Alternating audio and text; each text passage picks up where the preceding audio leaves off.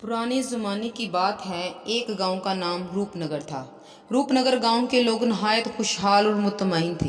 इन्हें कोई गम फिक्र या परेशानी नहीं थी। बड़े ही चैन और आराम से ज़िंदगी बसर करते थे।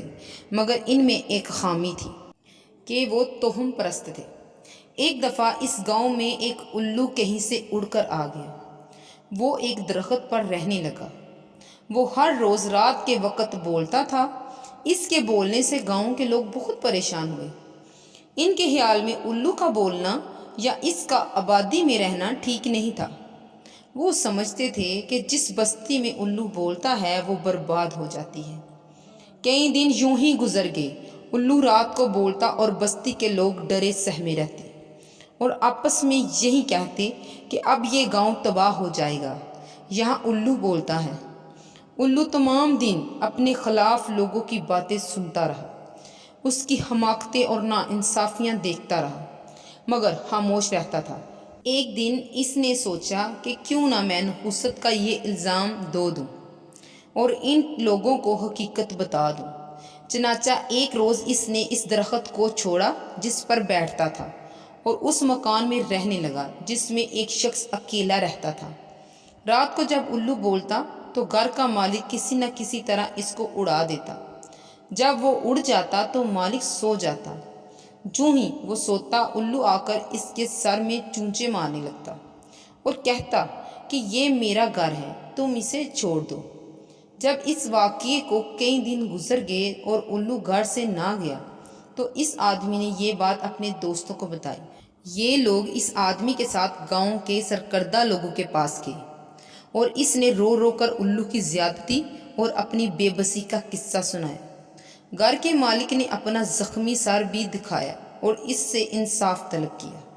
अगले दिन गांव के मोअज़्ज़ज़ लोग गांव को चौपाल में जमा हुए। उल्लू और इस आदमी को बुलाया। गांव के दूसरे लोग भी फैसला सुनने के लिए चले आए। घर के मालिक से इसकी दुख भरी दास्तान सुनी गई। फिर उल्लू से पूछा गया कि ये क्या किस्सा है। उल्लू ने नहायत यकीन और एतमाद से कहा, मकान मेरा है और मेरा ही रहेगा। मैं इसमें रहता हूँ। ये शख्स ना हक शोर मचाता है। उल्लू ने यह दावा इतने इतमाद से किया कि गांव के मुअज़्ज़ज़ लोग कुछ ना बोल सके और उन्होंने उल्लू के हक़ में फ़ैसला सुनाते हुए कहा, उल्लू सच्चा है, मकान इसी का है। उन्होंने मालिक से कहा, वाह मुहा झूठ मत बोलो और किसी की चीज़ पर कब्ज़ा मत जमाओ। जाओ कहीं और रहने का बंदोबस्त करो। उल्लू खुश खुश एक तरफ को चला गया और मालिक मकान बेचारा रोता हुआ एक तरफ चला गया। दूसरे लोग भी अपने अपने घर जाने के लिए मुंतशिर होने लगे। कुछ दूर जाकर उल्लू वापस आया। इस शख्स को बुलाया जो रोता हुआ जा रहा था और बाकी लोगों को भी बैठने को कहा। तमाम लोग हैरान थे कि उल्लू क्यों वापस आया है।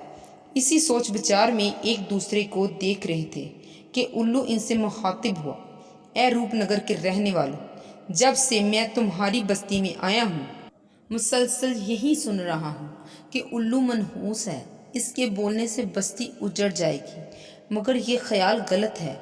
मेरे बोलने से ये बस्ती नहीं उजड़ेगी। इसको तुम्हारी नाइंसाफ़ी बर्बाद कर देगी। खुद सोचो, कभी उल्लू का भी कोई मकान होता है? नहीं, हरगिज़ नहीं। मकान इंसानों के लिए ही हुआ करते हैं। ये तुम्हारा कैसा इंसाफ है कि मेरी बातों से मरऊब होकर तुमने मेरे हक़ में फ़ैसला दे दिया जो सरासर गलत और नाजायज़ है। फिर मकान के मालिक को मुखातिब किया, भाई घर तुम्हारा ही है, तुम्हें मुबारक हो। मैं तो बस्ती वालों को सिर्फ ये बताना चाहता था कि उन्होंने मुझ पर जो इल्ज़ाम धरा था कि उल्लू मनहूस जानवर है, ये जिस आबादी में जाकर बोलता है या रहता है वो तबाह व बर्बाद हो जाती है। बिल्कुल गलत है। कोई किसी को तबाह नहीं करता, मगर नाइंसाफ़ी और जुल्म बस्तियां उजाड़ देता है। तो ये कहानी एक सबक आमूज़ कहानी है। इस कहानी से हमें ये साबित होता है कि किस तरह से हम दूसरों पर इल्ज़ाम लगा देते हैं कि फ़लाँ की वजह से हमारी ज़िंदगी बर्बाद हुई है, पर ऐसा नहीं है। इंसान अपनी ही कोताहियों की सज़ा भुगतता है और हमें चाहिए कि हम दूसरों पर तोहमत ना लगाएं और ना कोई ऐसा शिकवा पालें कि इसकी वजह से हमारी ज़िंदगी बर्बाद हुई है। جزاک اللہ خیر، دعاؤں میں یاد رکھیے گا۔ اللہ حافظ۔